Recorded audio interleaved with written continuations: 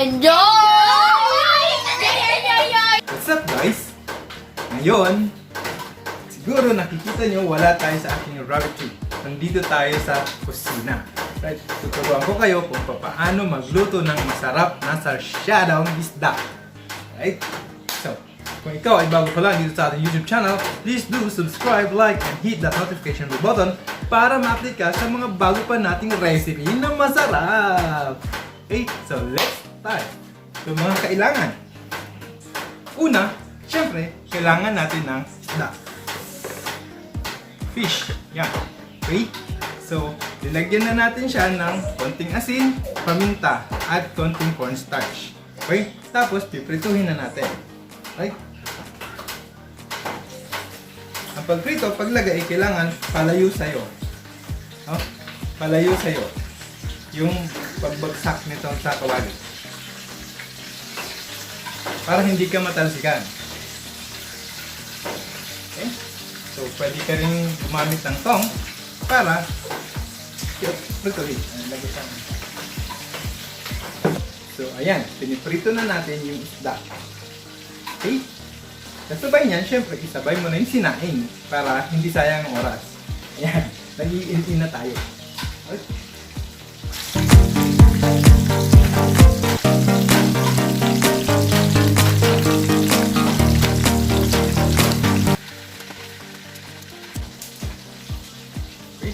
Tapos na tayo magprito, tanggalin na natin yung isda, syempre.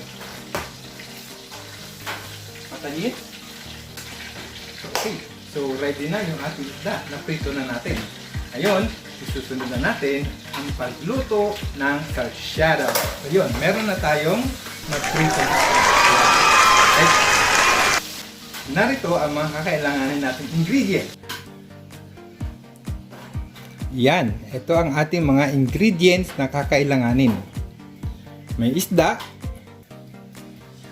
bawang, sibuyas, luya, kamatis, bell pepper, celery, repolyo, binating itlog, paminta, magic sarap, patis, at tubig.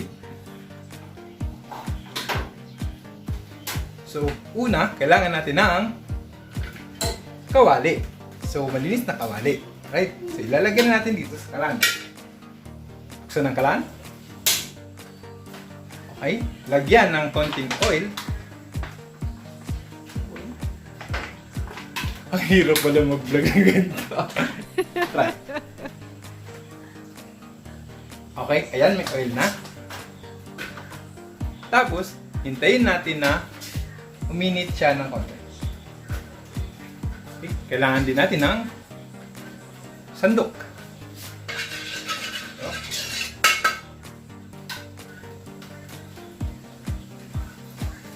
Yan. Okay, mukhang masarap to. So yan. Pag medyo mainit na siya, lalagyan na natin yung, unahin natin yung bawang.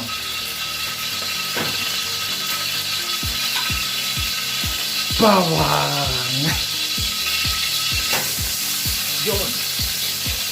So, i-mix-mix natin.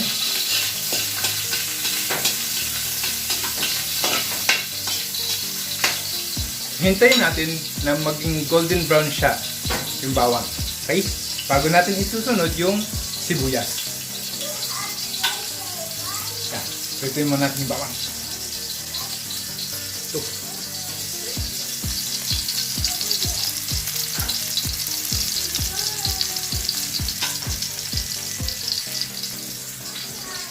Yun, nakita niyo na si Bawang? Si Boy Bawang?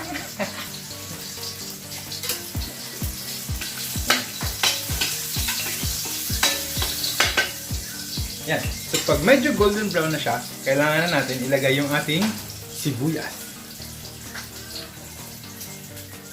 Sibuyas! Talaglag mo isa! Sibuyas! Yun. Sibuyas. At sibuyas. At sibuyas. Yan. So, mix natin ng konti para medyo ma-even naman siya.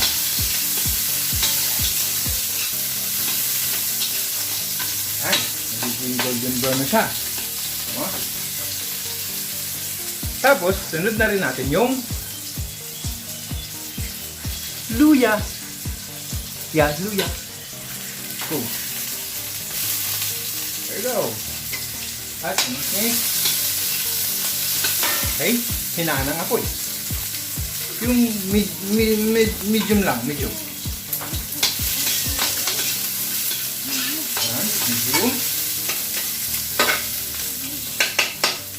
Alright. Next is yung lalagyan na natin siya ng sabaw. Tubig, sabaw. Right?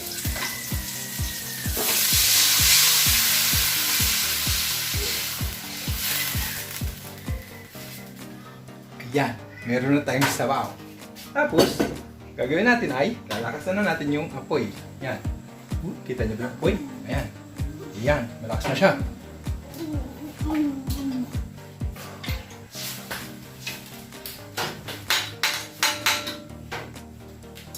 Tapos, tatakpan muna natin. Antayin natin na kumulo. Okay? Hasa ko takip.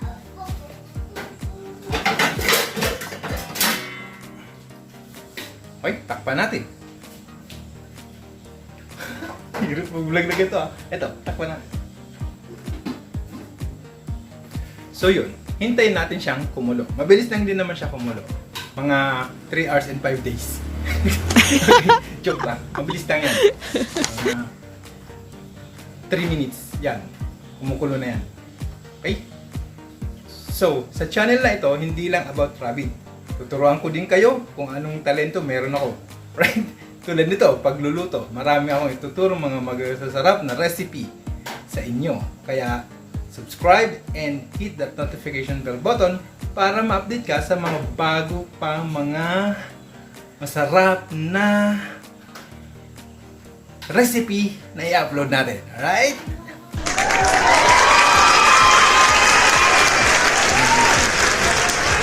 Ayan, kumukulo na siya. Nangangalampag na. Uy! Ay! Ang galing. At ngayon, ilagay na natin yung isda. Isda. Ito na yung isda. Huwag pala lahat. Tira tayo ng konti. Kasi, yung, para meron tayong crispy ng inuulam. Yan. Ito siguro goods na to. Ilagay. Ang isda. Go. Pagkatapos, isunod mo na yung celery.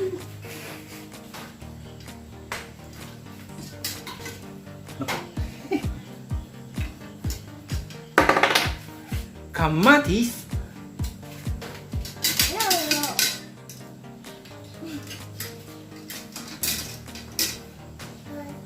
Bell pepper.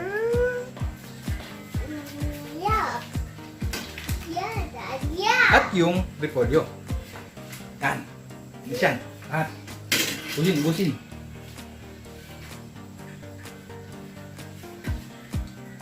Yan. Tapos, lalagyan natin siya ng paminta. Paminta lang. There you go. At syempre, mamagicin natin yan. Magic sarap. Oops, bawal daw pakita. Okay. Go. Konting patis. Oops, yeah. So yun, hindi na natin kailangan ng asin. Kasi, natimplahan na natin yung prinito nating isda. At, syempre, may patis na. Okay? Maalat masyado. So, hindi niya masarap. Okay? Kailangan tamang alat lang. Yun, halo-haloy na natin.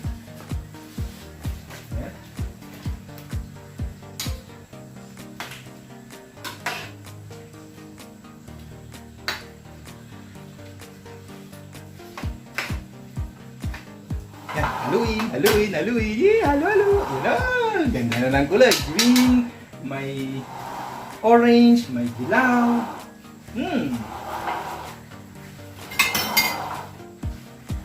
Smells good. Smells good. Tapos, hintayin lang natin na maluto yung gulay.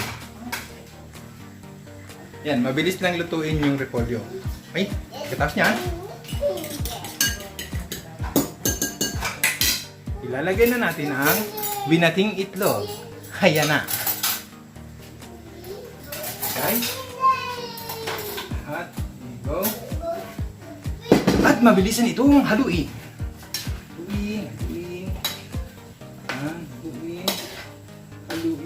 Haluin. Hinahalo na po. Ayan na.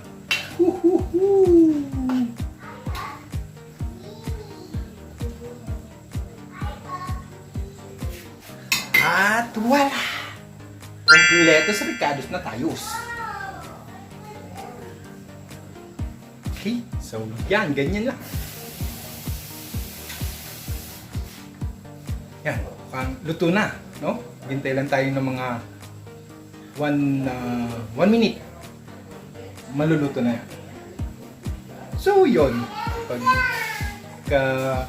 kita mo na luto na yung gulay, patayin mo na. Patay! Yeah! Patay nga boy! Nga boy, ang papatayin. Okay.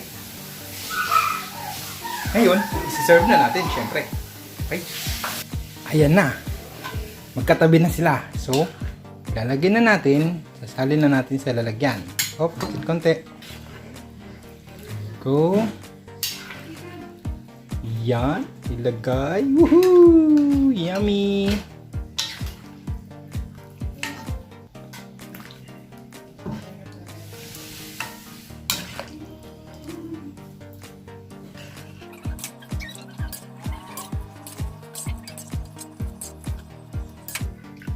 Sinasabaw. So, eto na ang ating napakasarap na sarsyadong isda. Enjoy!